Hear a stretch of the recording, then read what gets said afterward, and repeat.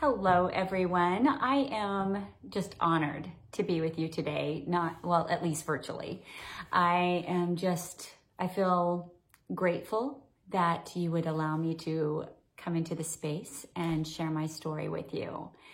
My name is Kim Thompson Hebenstreit, as you may know by now, and I live in the sunny state of Georgia, just a little northeast of Atlanta. Now, having lived in Seattle, I realize that sunny and Seattle are rarely used in the same sentence anytime before April. So I don't know what your weather is like there today, but I am sending you a little bit of sunshine. So hopefully it works and you get some sun. But when Patty asked me to share my story, I agreed right away. I am accustomed to giving the 3 to 5 minute Cliff Note PG-13 rated version of my story. However, Patty has given me permission to give you the unabridged story. So you get the whole thing. I promise I'm still going to keep it PG-13. But before I begin, let me just start by saying one thing. I know that you are learning to tell your story as a way of witnessing to others, and normally that's only going to require that 3 to 5 minute Cliff Note version. You may share this chapter or that chapter, depending on your audience and what will make an impact to that person. After you hear my story, I don't want you to kind of sit in your seat and say, I just don't have anything as impactful. I could never use my story to impact someone the way she has. Or I don't have anything exciting to share. What am I going to say? My life is so boring. That is not true. You are a character whom God has created specifically for the story that you are living right now. And only you can have the influence that you are going to have. Now, if I came into your story and tried to influence people, I would have no impact whatsoever. You know, I don't know if you've ever read one of those books where like some random character will come in and it's kind of like this little subplot and you're like, but it has nothing to do with the main narrative of the story. And you're like, what? Who is this random person? And why in the world would the author choose to put him in? Okay, that would be me. If I came into your story, I would be absolutely useless. So please, no comparisons. No comparisons. Your story is perfect and it is exactly what God needs for the moment of time you have been put in, the location you are living in. You are perfect. You have been specifically designed for exactly the purpose God has for you. So just put that out there right now. So now I will go into my story and we'll start at the beginning. I was not born into a Christian family. It was dysfunctional. There was physical and psychological abuse. There was substance abuse. About the time I was 8 years old, a family friend started sexually abusing me. And by time I became a young adult and moved out, because I moved out as soon as I could, I was a complete mess. I had an eating disorder. I had my own substance abuse problem at this point. I was a complete disaster. I did end up being hospitalized for the eating disorder for about 5 weeks when I was 21 years old. And that intense counseling, it was helpful. It kind of started, it was like the road, it was like the beginning of me starting to put into place coping mechanisms that were not as self-destructive as the ones I had been using. So that was a time where it kind of started my healing. And I was introduced to a kind of a spiritual aspect because God kept putting these Christians in my life. And they weren't cultural Christians. They were like God-fearing, God-loving, give you the shirt off my back type of Christians.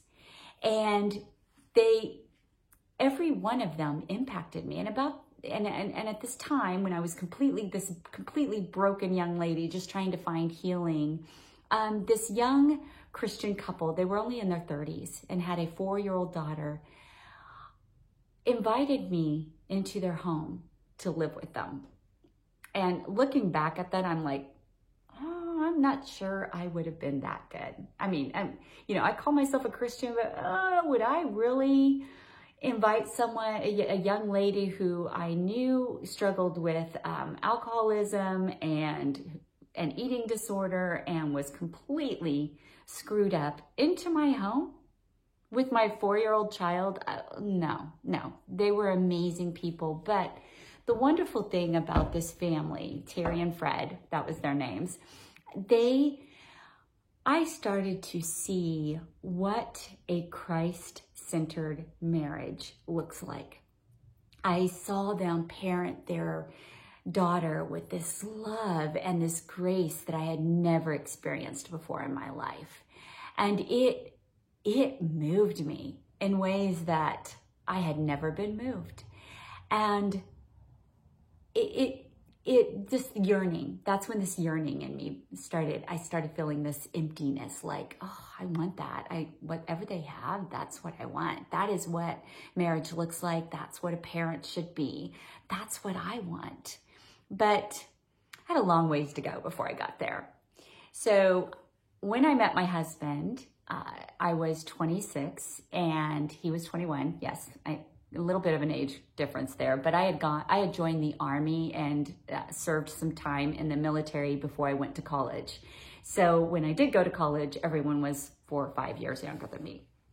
So when I met him, I was still a mess, but I was a put together mess. Like, I looked really good on the outside. You couldn't tell that all these broken pieces or that this facade was covering up all this brokenness. And he was not a Christian either, but he came from a very moral, loving family. I remember when I met his parents and I was like, wait, your parents aren't divorced? They're still married? Because by this point, my mother had been divorced twice. I had 3 dads, 3 moms. And this, intact nuclear family was really something new to me. And I was just drawn to it. I was drawn to their love. I was drawn to just this normalcy that I had never experienced in my life. We quickly became a couple and we moved in together, and I became pregnant. So we actually got married a week before our firstborn's first birthday. And so it's interesting too, because the whole time he was growing up, he never did do the math. He never did figure out, I think until like he was 18 or 19, that, wait, you guys got married after I was born? Wait, what? And it was just like such a shock to him. And I thought, we've always told you what anniversary it was. And you've always known your age. Well, anyway, that's another story. But so when Hunter, our firstborn, was about 2 years old, that is when this yearning that had begun when I was in my early 20s with this wonderful Christian couple and just all the Christians that God had just kind of sprinkled in my life, began to really it was uncontrollable. And I realized what I wanted to give my son, what I wanted was a faith in something more, that there was something outside of our realm of existence, our realm of reality that was greater. And just this, I wasn't even sure what it was, but I really wanted to discover it. So I asked Woody, my husband, to buy me a Bible, and he did. And I just devoured it. And I fell head over heels in love with Jesus. I gave my life completely wholly. Like, that was it. It was like no turning back ever.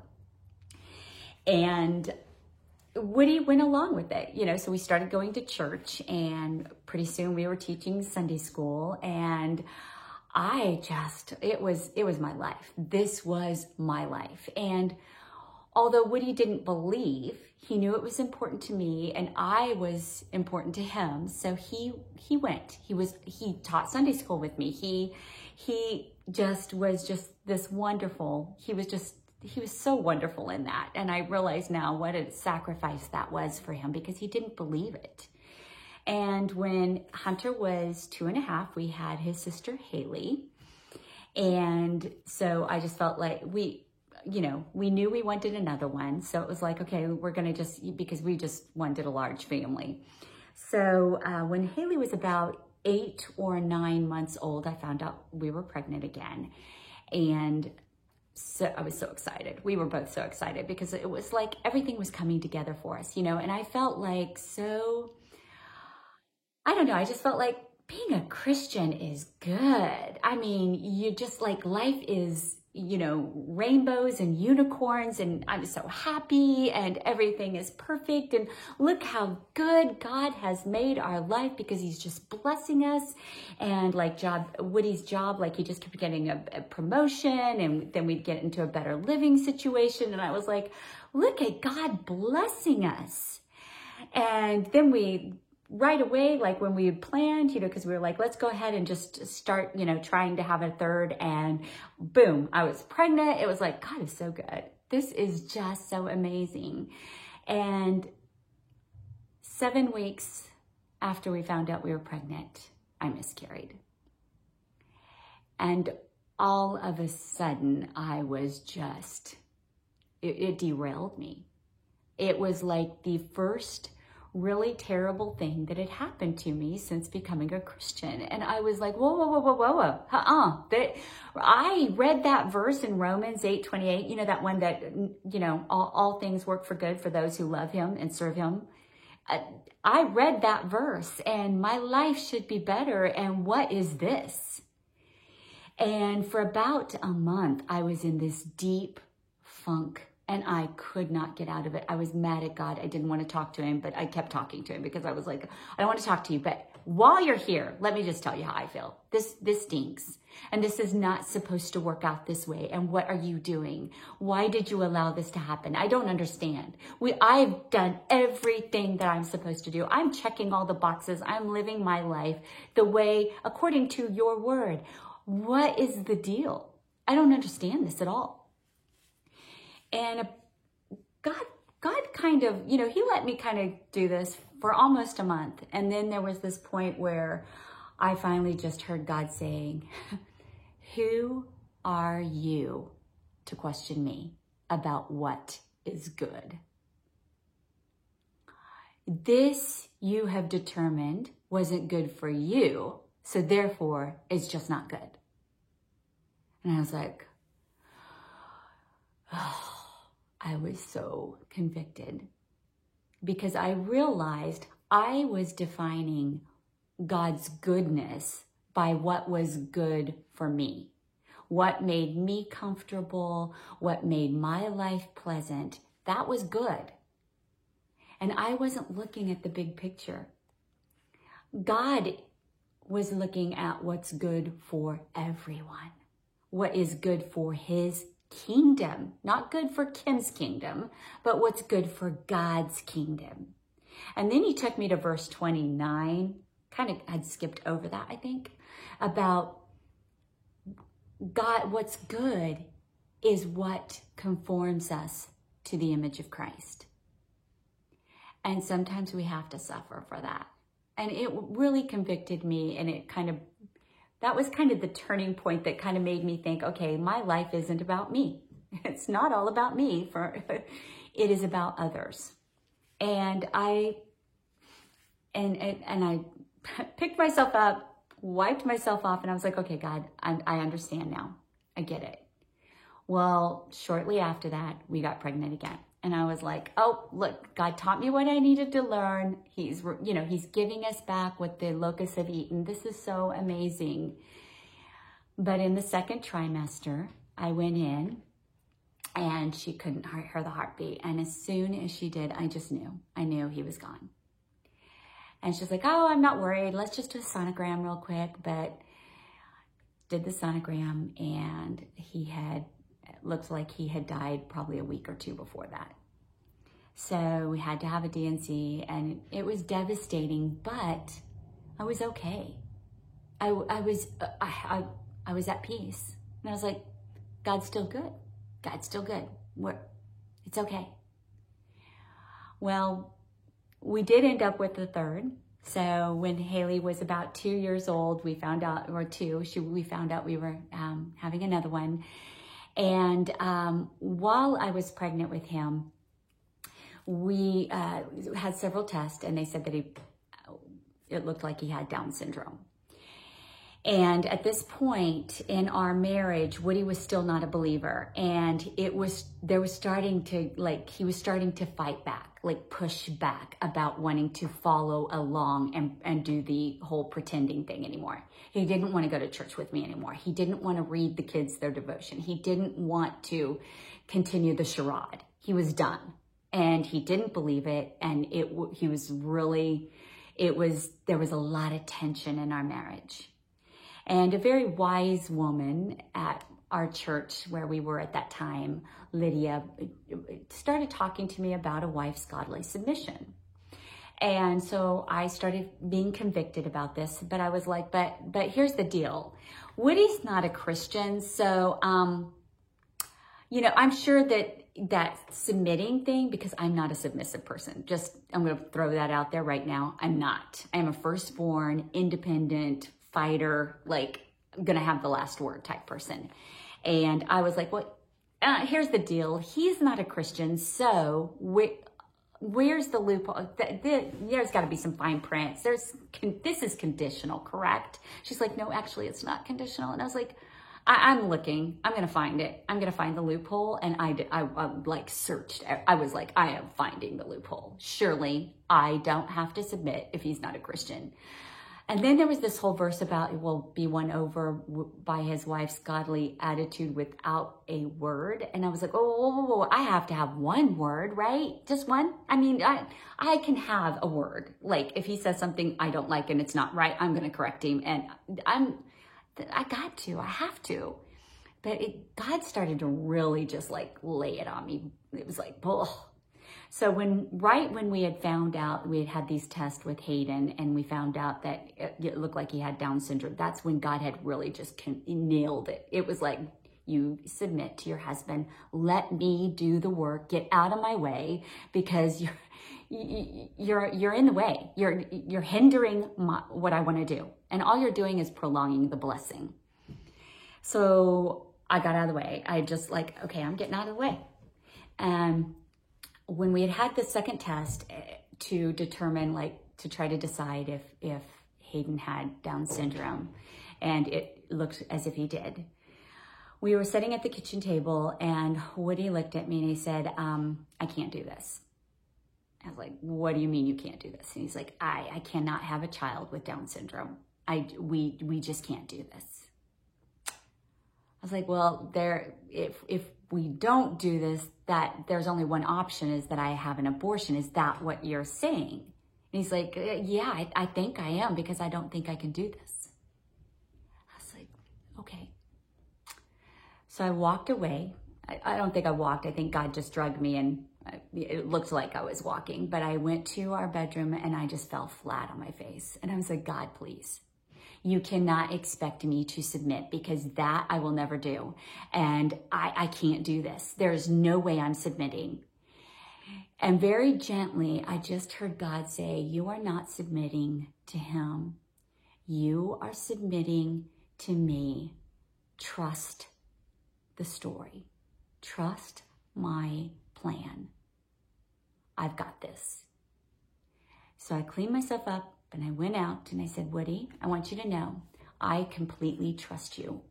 You have led us beautifully, and you are an amazing husband and father, and I completely trust you to make the decisions that are best for our family. So if you ask me to do this, I'm going to trust that you are making a decision that is best for our family. However, I want you to know that every time I look at you, I will view you as the murderer of our child. And then I just kind of left the room again. It wasn't even 15 minutes later when Woody came to me and he said, "What are you doing? Of course we're going to have this child. I just meant if I had a choice to make, this wouldn't be my choice. Of course we'll have the child. I'm sorry. I didn't mean that." I don't know what I was saying. I was just scared. Well, we had Hayden, and he does not have Down syndrome. And it was shortly after he was born, when we were laying in bed one night, that Woody started crying and he said, "I want to know this God you know." And he gave his life to Jesus. Now, I would love to say that at that point, like, our marriage was just like, boom, you know, it was just wonderful. And all the problems were gone. They just like disappeared. But no, we had done everything backwards. We had built physical intimacy, then emotional intimacy, and now we had to build spiritual intimacy. And that was not God's plan. We had kind of run the bases backwards. And now we had to figure out how to do things according to God's plan. And it took years. It took years. However, in 2014, when he lost his job and was out of work for 8 months, we were there. We had finally built that spiritual intimacy. And it was beautiful. It was wonderful. And it just kind of got us through that 8 months. So finally, we were living in Atlanta. And although I was homeschooling, the kids did their activities on the school year, on the school year calendar. So he had taken a job in Raleigh-Durham.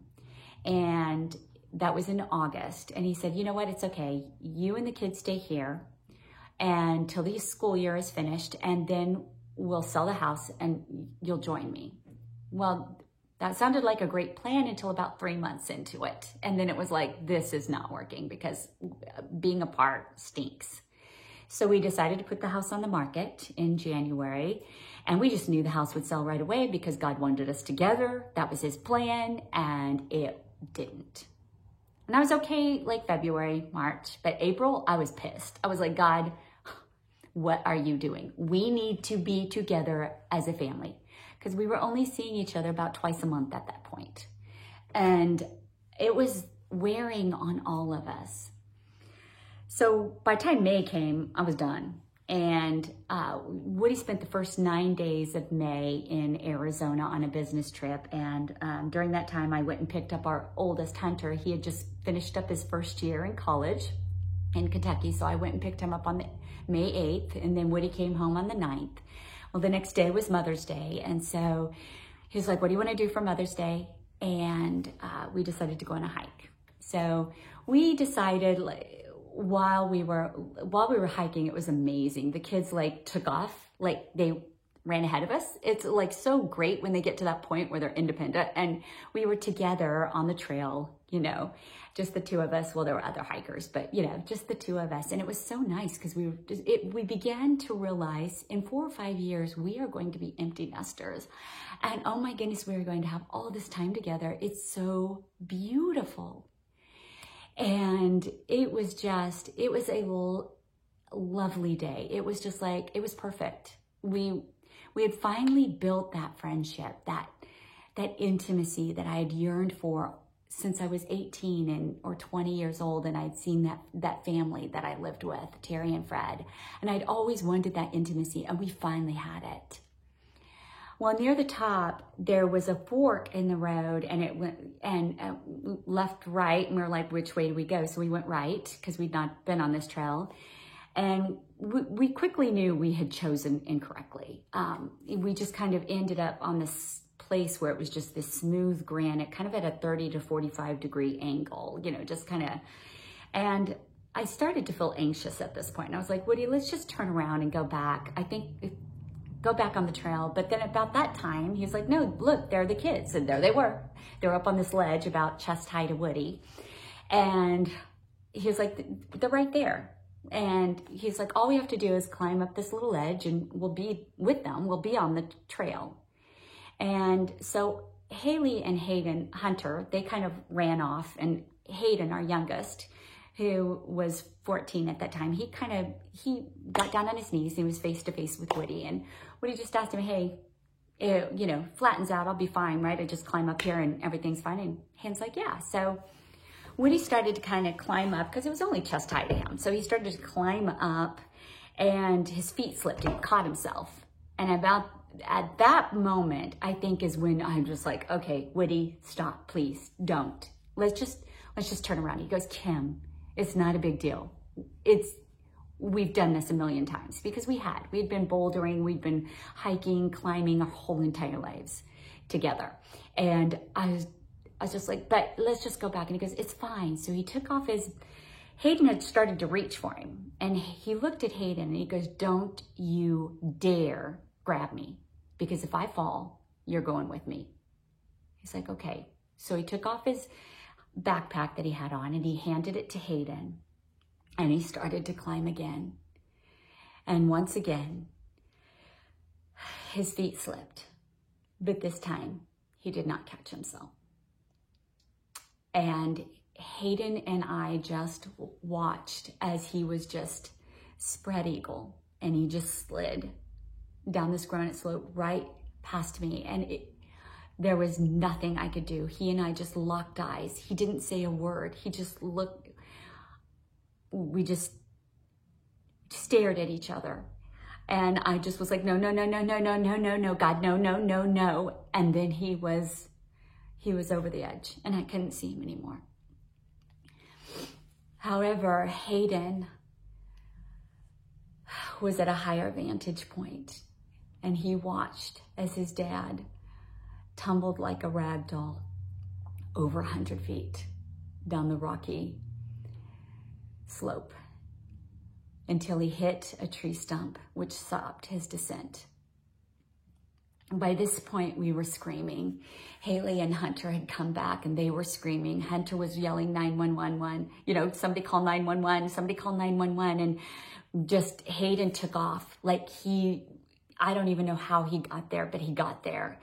And I was glued to that spot. I was just glued. And Hayden he yelled up to me, he goes, Mom, because I kind of went over to the edge to where I could see Woody. And he goes, Mom, he's still alive, but he's not conscious, but it sounds like he's snoring. And I had worked in the medical field, so right ahead way my mind was just like, okay, hey, either his windpipe's crushed or it's blocked. I said, okay, just don't move him. Just don't move him. And the other two kids got down there. It was pure chaos. I went into shock at that point and I just sat down on the ground. I was like, God, I don't know what's happening, but you've got to get me down there because I can't move. I don't know how to move. I don't know how to walk. And finally I got down there. At this point, Hunter was on the phone with the EMTs and we decided that he would go down to the bottom of the mountain and meet them and bring them up to where we were. And so he had to go down and Haley and Hayden and I, and then two women that were just hiking that day helped us hold him because about this point he started thrashing around. And it was just, it was horrifying. I'm not going to go into all the details because it was terrible. At one point, and the hardest part is that we were still on an incline with about 60 more feet to fall. So every time he struggled against us, we were all at risk of falling and losing our lives. And this went on for over an hour because it took that long for the EMTs to get to us. And Haley and Hayden just kept sobbing. When are they going to get here? Because we could hear the sirens. When are they going to be here? When are they going to get here? And It just seemed like an eternity. At one point, Hayden took his shirt off so that I could fold it up, and I tried to piece together the back of Woody's head and stop some of the blood, because at that point we were all covered. And when the EMTs finally got there, they sent us away because we couldn't be there. It was too dangerous. And I sent the kids down, and I had to go to where their kind of little command post where they had set up, and I just waited while they worked on him. And I don't know how long they worked on him, but I remember at one point I just kept going over to the truck where the guy that had the radio and just saying, what are they doing? Because they had decided that they were going to put him on a board and lift him to a life flight helicopter that was at the top of the mountain. And it just wasn't happening. And so finally, I just said, why haven't they lifted him yet? And the man said, I'm sorry, ma'am, but we have to get him stabilizing first. He went into cardiac arrest. And at that point, I knew. I think I just knew, and I just started sobbing. It was then that I saw this young lady that I had seen jogging up the mountain. I saw her come back by, and she just came right to me. And she said, what's wrong? And I said, my husband fell and he's in bad shape. She said, can I pray for you? And she grabbed my hands and she prayed for Woody's heart. I hadn't said a word about his heart. But at that point, it was like God was telling me, I have not forgotten you. I am here with you. I know, I see your pain. I'm here. And then she went on. And shortly after that, I saw them start to lift Woody. And I was like, God, I can do this. I know he's never going to be the same, but I signed up for this. I can do this. I can take care of him. But if it is your will, Lord, please make him completely whole right now. And I prayed that with my hands in the air, staring at my husband on the board. He died in that moment. When he got to the top, they didn't even try to revive him.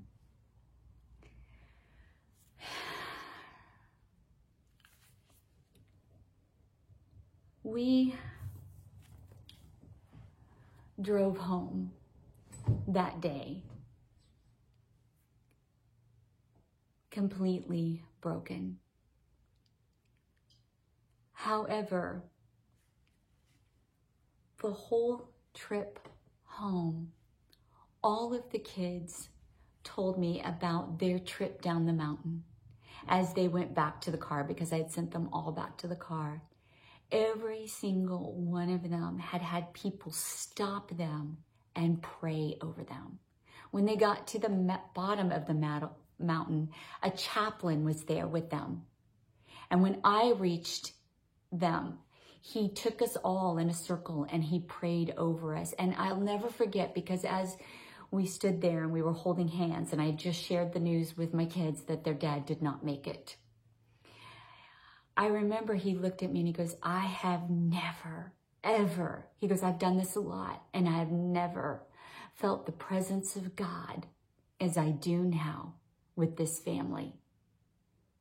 It's going to take a while, but you will be okay.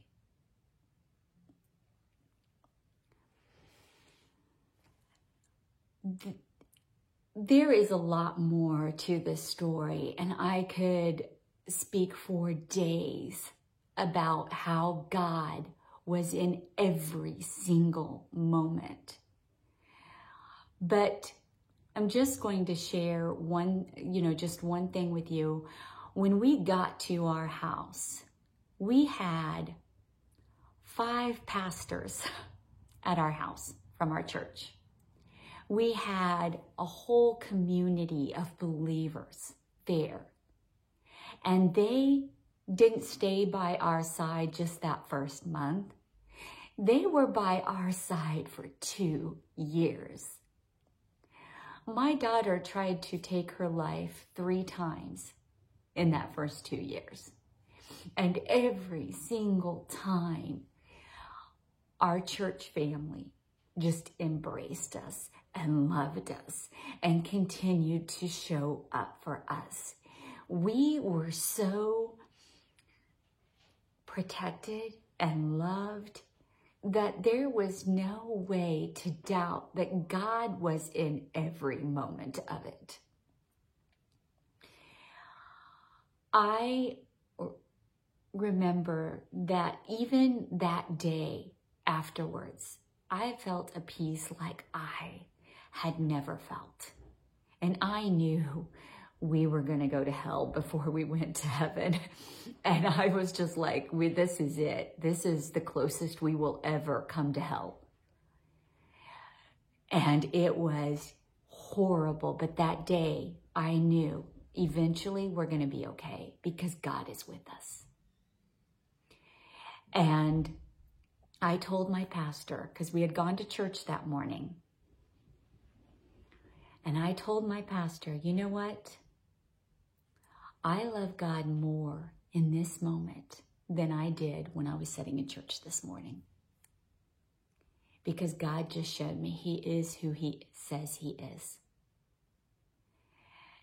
And I'm not going to say I haven't asked God why 1,000 times. I remember though, but one of the struggles I had was I was like, God, why did you, okay, you could have taken him in a heart attack. You could have taken him cancer. You could have done anything. You could have taken him in any way. Why did it have to be so traumatic? Why did it have to be like this? And God very clearly told me, because there is a story to tell. And I want you to tell it. And that story has an end. And sometimes we forget about the end. We forget because we get caught up in the plot twist and the antagonist, and we just think there is absolutely no way this can end well. There is absolutely no way. But the thing is God is the author of our lives. He has already written the story. And the end of the story, it's right here. It's right here in this book. In fact, just in case you've forgotten how this story ends, let me just take you to the end of the story. Then I saw a new heaven and a new earth. For the first heaven and the first earth had passed away, and the sea no longer existed. I also saw the holy city, New Jerusalem, coming down out of heaven from God, prepared like a bride adorned for her husband. Then I heard a loud voice from the throne. Look, God's dwelling is with humanity, and he will live with them. They will be his people, and God himself will be with them and be their God. He will wipe away every tear from their eyes. Death will no longer exist. Grief, crying, and pain will exist no longer because the previous things have passed away. This ending is not just for me. It is for all believers. And God has reminded me time and time again how the end of the story goes. And that is why 5.5 years later, and we're still living in this. I would love to say, oh, we are through it. We're on the other side. Everything's good. Everything's great. We are so, we're so much better. We see that good that God says will come, but the thing is what we forget is that good is to be conformed to the image of Christ, who also had to suffer to learn obedience. So if he had to suffer, how in the world do I think I'm getting off the hook? So that good, I am more conformed. I do have an intimacy. I'm telling you, I have an intimacy with God that I wouldn't trade for anything. In fact, I wouldn't redo what has happened. I wouldn't. Because this is part of the story. This is part of God's plan. And we're still going through it. My kids are still suffering. We all suffer from post-traumatic stress disorder, and that screws up a person's life. And my daughter has completely rejected God right now, for now. She has, because she's angry. But the thing is, God is still good. And I want you to know that no matter what your circumstances are right now, no matter what plot twist has hit you, that you're just like, this is not what I signed up for. This is not the script I wrote. This was not my plan. This is not good for me. I want you to remember how the story ends. And I want you to go. If you have to go to the end of the book, if you have to go and read the last few pages, that's okay. Do it. Because that's what's going to get you through. That is what will remind you that God is the author, and trust the story, trust the plan. He is still in control. He's never out of control. This is part of His good. And you never know who will be impacted by your story and will bring good in their life, the good of salvation. You see, what I learned is that God's passion is the lost. And He is so passionate about those who do not know Him. And my comfort is of little consequence if it means the salvation of another person. Because I already know Him. I already know how the story goes. So if my story requires suffering and loss so that someone else can gain eternity, then okay.